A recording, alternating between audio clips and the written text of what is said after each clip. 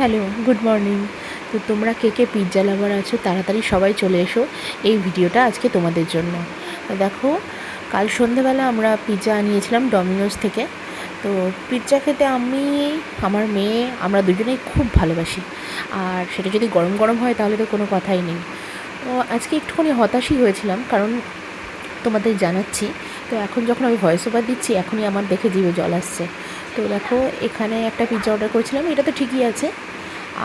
আর একটা যে pizza order করেছিলাম, এইটা নিয়ে আমার একটুখানি আমি হতাশ হয়েছিলাম, কারণ এটা দাম হিসেবে পিৎজাটা কিন্তু দেয়নি। এটা আমি ভেবেছিলাম যে এটা থিন ক্রাস্ট হবে, হ্যাঁ, কিন্তু এটা লেয়ারটা যথেষ্ট মোটা ছিল, তো আমি এটা থিন দিয়েছিলাম।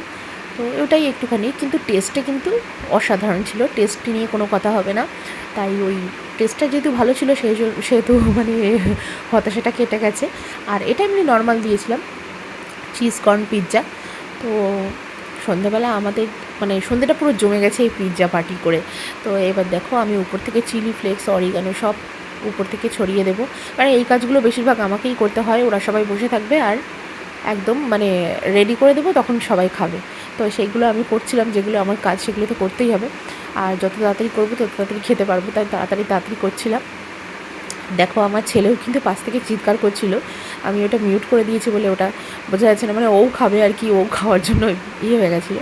আর পিৎজাগুলো দিয়েছিলো একদম গরম গরম, খেতে কিন্তু দারুণ লেগেছে। টেস্ট নিয়ে কোনো কথা হবে না, কিন্তু ওইটাই একটুখানি কী হয়েছে আমি ব্যাপারটা বুঝতে পারলাম না।